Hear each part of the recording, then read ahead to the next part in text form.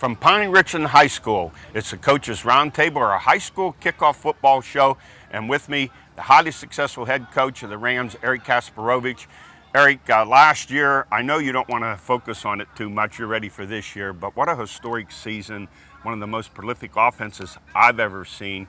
Now you're getting ready for this year. But when you take a second and you look back at 2017, how special was it? Yeah, it was incredible, and we're still enjoying the success of that year. But like you said, those guys laid the foundation.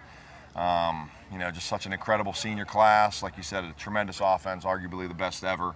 And the defense wasn't too shabby either. Those guys played their butts off, and I think that was the difference last year. But just a tremendous group of seniors. I tell people all the time, we obviously had some major star power with Phil Dracovic. Now at Notre Dame, but other than that, those two receivers, solid kids, Falcone, and then I thought Jason Jordan Crawford, and I thought Jordan was one of the best all-around backs I saw all year. Tremendous kid. But my point being that only 5 of those kids from that whole state championship team are playing college football. I've had teams. I think in the 14 team, we had 14 that wanted to play college football. A couple kids at Division II. So just being that so many kids just normal high school kids, not necessarily big-time Division I kids came out. But that's what it takes, I think, to have a successful team. Just kids that really care for one another and want to play with each other. So what's your message for 2018 to this team? Yeah, they got to respect that and understand. All these guys were a part of that team in some facet or another, but now they got to turn the page, and it's their team. It's time for their to make their own legacy, and we're excited to see what 2018 senior group can do.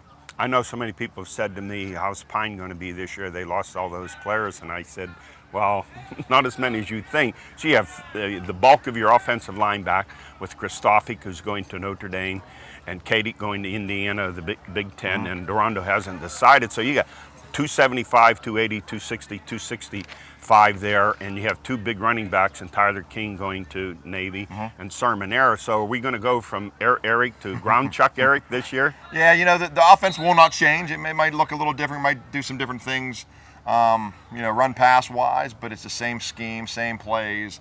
The ball will just be distributed differently. But yeah, we got a tremendous offensive line, like you said, the 3 you mentioned, and the other 2 are that seem to be the guys right now are 2 other seniors that have waited their turn a little bit.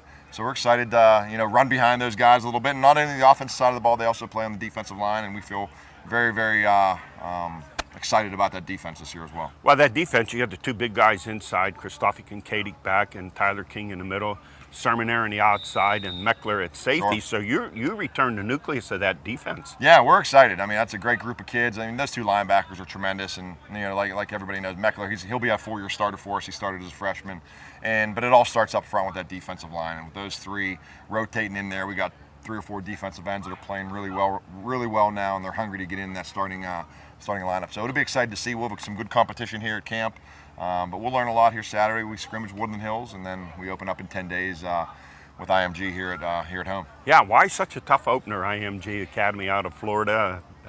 How did you get that game scheduled? Yeah, we're excited. They contacted us, and that's just the way I do things. Since we've had the opportunity, I want to go out and play a national schedule as much as we can. And being in the WPIL, you're unable to do that other than the 1 game. But since we've been able to, we played St. Ed's and of Ohio, Wayne last year, and IMG contacted us. I really wish we could have played them last year, but no, we're excited. It's the first game.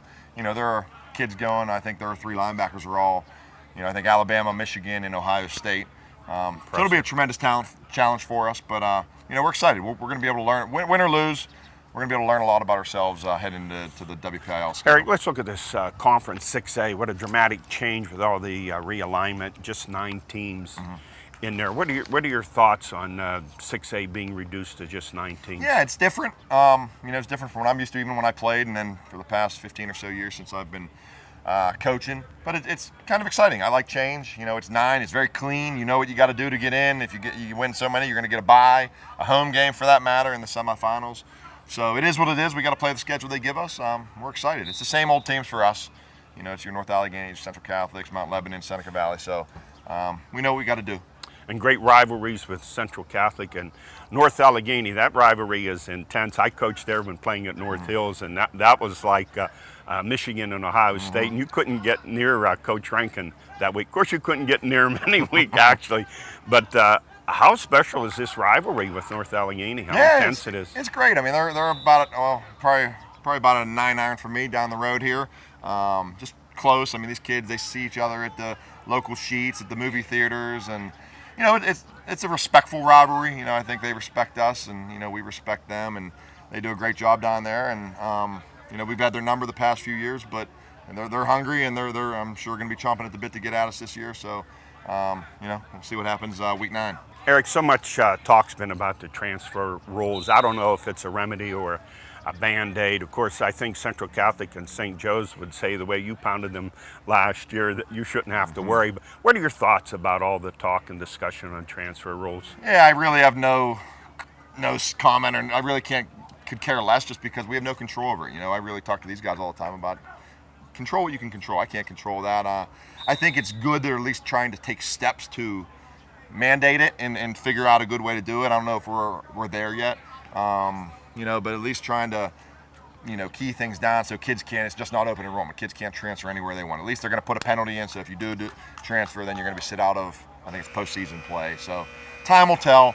I'm just excited that they're taking steps to remedy the problem. Last week on the show, I had 2 doctors on talking specifically about concussions, and we've talked about it extensively.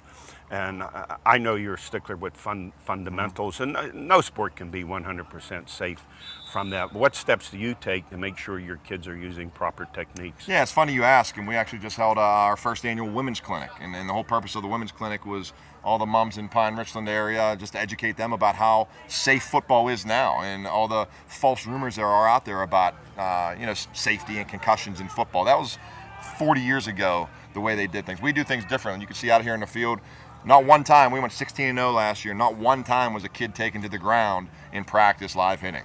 You know, we do a very, very good job of protecting our kids. We don't tackle, we don't hit live in practice.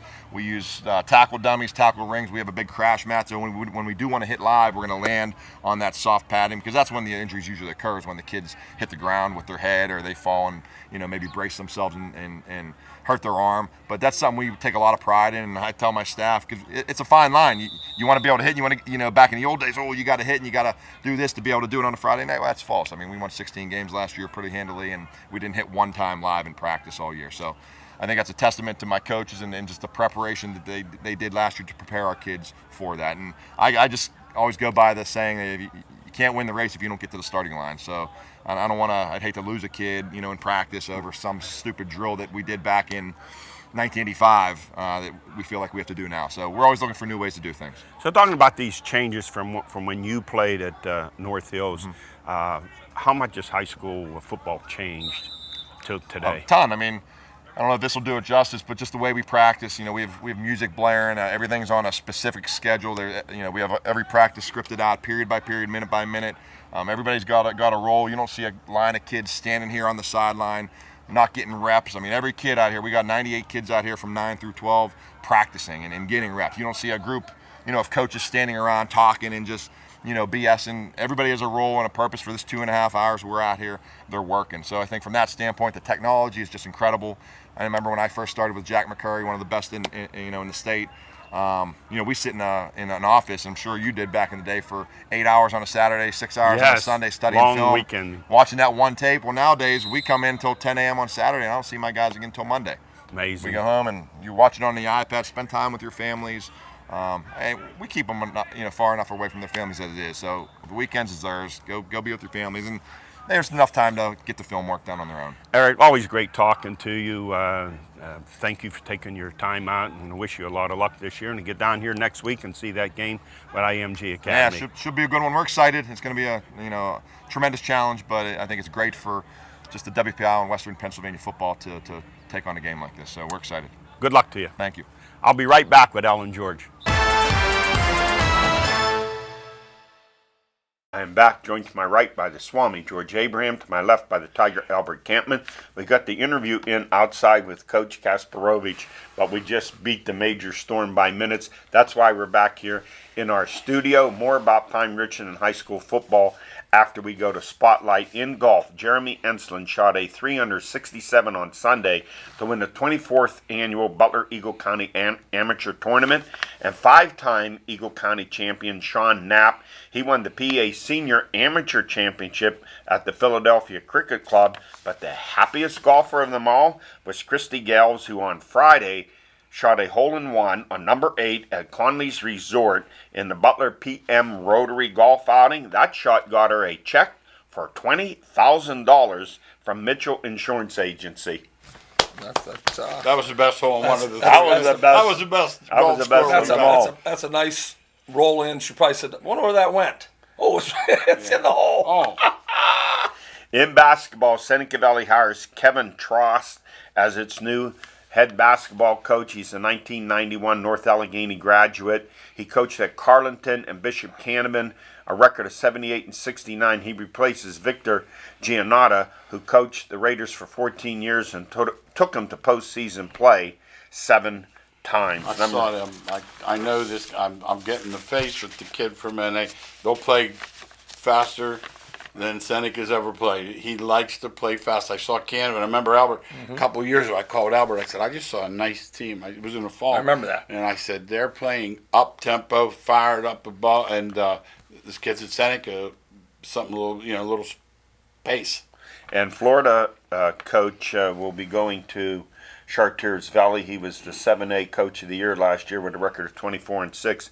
He takes over at Chartiers Valley. Usually they get somebody good because they've had a program that's won forever and they got players all the time. Mm-hmm. So it's an inviting job. Let's put it that way. Yeah.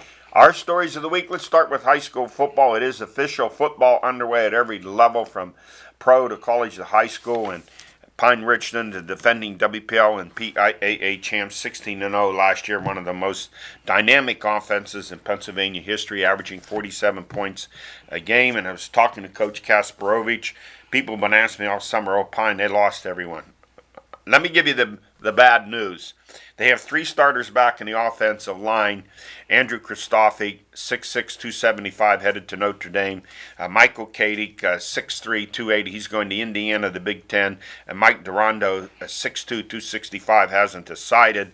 And then they have 2 big running backs, Tyler King, 230, and Anthony Sermonera at 220. And those guys are all back on defense, the 2 tackles, those 2 linebackers, and the safety there, Luke Meckler. So they're going to be solid again. Well, they're better than solid. They'll be one of the favorites with the champions for sure. They just are going to try to do a little differently, not depending so much on the quarterback, but depend on others to win a game, and then the quarterback will come along, and he's going to be good, because Pine Richland will not have a quarterback that's not good ever. So that's the way it'll work. 2 Division I linemen, possibly 3. They're going to be strong at the line of scrimmage, and also when you score 50 points a game, as they did last year, a lot of experience. 2 big running backs there in Tyler King, 230, kids. the middle linebacker going to Navy, and Anthony Sermonera, the outside linebacker, 220.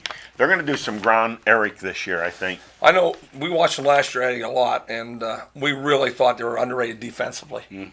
And they're really coming back strong defensively. The whole middle, they don't get enough credit on that part of the stage because the offense scored so many points. I like their defense. And it's not just Phil Jerkovic's going from that offense. Those 2 wide receivers, Jason DeFrancis and Ray Falcone, and the all-around running back. I thought was one of the best all-around backs last year in the Whitfield. Jordan Crawford at Slippery Rock University, he's going. And don't forget the kicker, Vittorio Orsini. He kicked so many extra points. I think he's still rehabbing his leg. Yeah. I think Eddie, we have overlooked the receivers a lot. I think that was a great job of bringing that up. That their line gets talked about. Jerkovic always gets his accolades, but their receivers are really good. They snagged everything and anything that went over the middle, outside, anywhere. Let's look at the new WPL realignments. 6A has only 9 teams. Pine Richland, of course, 16-0 last year, and then Central Catholic, NA, Mount Lebanon. Combined, those 4 went 40-12. The rest of the other 5 teams in the conference have a combined 2017 record of 16-33. And that's going to happen again this year. And you're going to that first round of the playoffs is going to be nasty. We'll be talking about on the show. All right, what's the score at halftime? 41-0. Eddie, they take an 8 or 6 with 2 buys. I think they're taking 6. Well, But that'll don't hold keep me to some that. of those crush jobs. I If think take they 8, have to. I don't see how you take 8 out of the 9. No, I it's just bad. don't see And how we that were would sure we were happen. talking about. I had heard 8. No. George thought he heard 6 and 2 buys. Yeah. 6 and 2 buys makes a lot more sense. Altoona jumped out. They went to the mid-pen. They Yes. had enough. Well, when I had Tim Amelli on, I asked him if he tried to keep some of the teams in 6A. He said no. He didn't say a word to any of them, with Bethel Park and Penn Hills leaving, which really hurts the depth there and the competitive level, because 5A now, to me, 24 teams with Bethel Park and Penn Hills dropping down, that and Woodland Hills is in there, and the defending champs, Gateway, powerhouse. Top power. Yeah, 6A has the best teams. I understand that, but it's not the best to watch, because you got 8, 9 teams. Well, 24 and 7, I'm really good. That's the 5A is the one to watch. And 7 or 8 of those would be in the top Yes. 5 to 8 in that other league. Right, it Those would. teams like Gateway and Penn Hills, no doubt Bethel, about it. they're not taking a back seat to anybody. Now, Pine, NA, and Yeah, the Central, top ones, right. top is top. 3A has 17 teams, 2A has 31 teams, and 1A has 23. So we see the imbalance here. Let's go now to our 2018 preseason power rankings. The first one asterisk, they were WPIAL champs 2. They won the WPIAL and the state. And the first, the plus there, they were a district champ in 9 or 10. So we go to 6A, our preseason rankings, of course, at number 1, Pine Richland. You'll see last year's records right beside them for 2017, followed by Central Catholic, North Allegheny, Mount Lebanon, and Norwin in there with a record of 5 and 6 from last year. In 5A, Gateway 14 and 2, followed by Bethel Park, West Allegheny, Upper St. Clair, Penn Trafford, and McKeesport. In 4A, what's new? Thomas Jefferson, followed by Bell Vernon, South Fayette, Montour, and Newcastle. 3A, Aliquippa, Cardinal World, North Catholic, Quaker Valley, Beaver, and Freeport.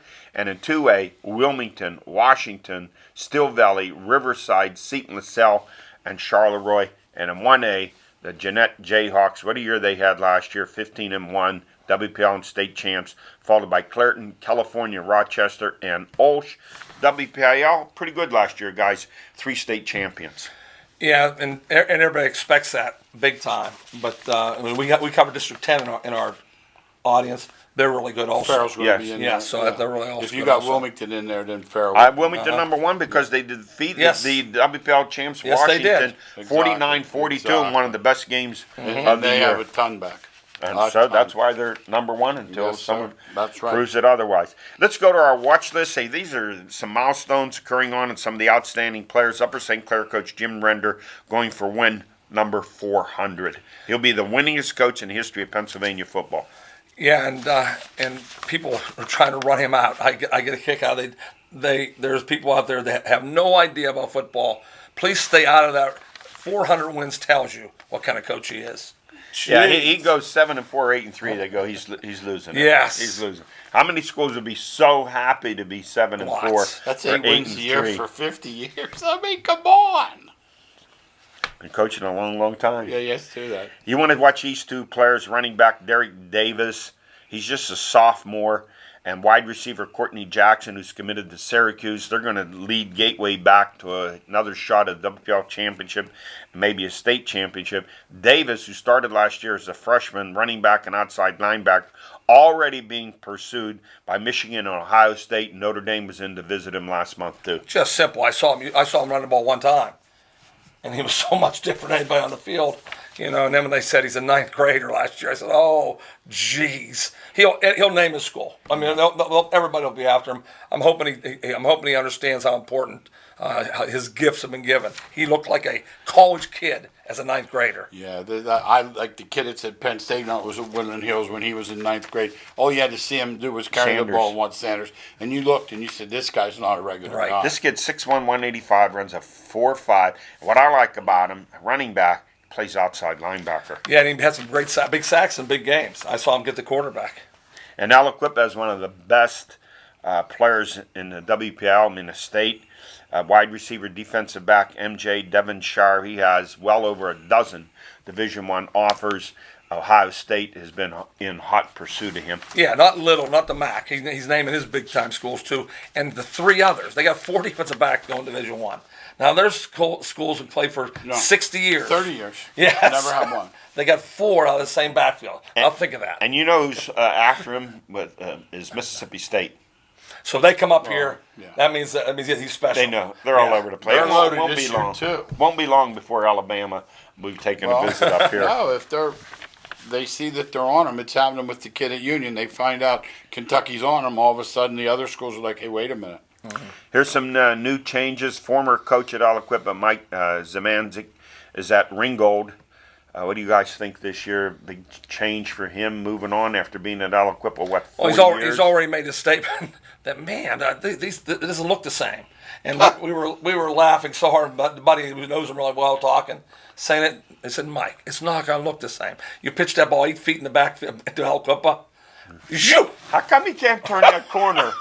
Exactly. I remember one time Seneca Valley got Stowe Rocks as coach, and I said, you couldn't have got a worse fit. Like, if you were trying, I mean, in terms of the skills of the players and what you have. Going into that conference? Yeah. Well, Bill used to about pitching that ball. You know, you pitch that ball at Woodland Hills, it's a touchdown. Yeah, Zemjanik will not last long at Ringgold. You heard me. I'll predict it here right now. Same thing happened because, to former the Clarion coach. Yeah, that's all you have to know. Did he go to Gateway for They ran years? him out of so He went fast to at Gateway. Gateway. He figured it out. It was Clarenton's players and Alcoba's players. Mike Warfield's going to be I'm not saying the coaching's good at all levels, but when you get up, boy, these guys jeez. are so good. No, you're not getting these guys in the booth either. Like, it's one thing in that, 3A or 2A when you shift the guy and they don't move a guy over or something. It's not happening in 6A. yet. No. Aliquippa's new coach will be Mike Warfield. He's been there for a number of years. I believe he'll have a relatively much easier transition. He played there. He played there. He knows about the system. Yeah, he played. He was at Central Valley. I met him many times at Central Valley. He's been there as a quarterback coach. Left Central Valley to go to Aliquippa because he wanted to change. The reason Mike got fired was not his record. They wanted to change some ways, and Warfield's changed one way. They're going to the spread. So they're going to have the field wide open now with all those great players. It could be some serious points. No more putting the ball into the protector's rear end. Hey, the new coach at West Allegheny, there is a new coach, but the name that's preeminent there is Bob Palko because he's staying on as an advisor, a most unusual situation. Yeah, it is, but he's retiring from teaching in the oldest trick in the book. Build your resume up with money as long as you can till you retire.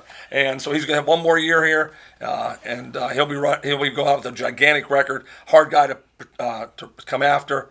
Neil Bull has taken over. He was a great player at Blackhawk, great player at Clarion, and now he's going to be the head coach. You see any confliction with the players I look at the new coach. There's Coach Palko there. Depends how active he is and how he handles and it. how the coach handles the fact that he's there. Obviously, there must be some type of an agreement because if he were smart, he'd stay away. I would agree with you 100%. I think the coaches have to see him entirely as a mentor.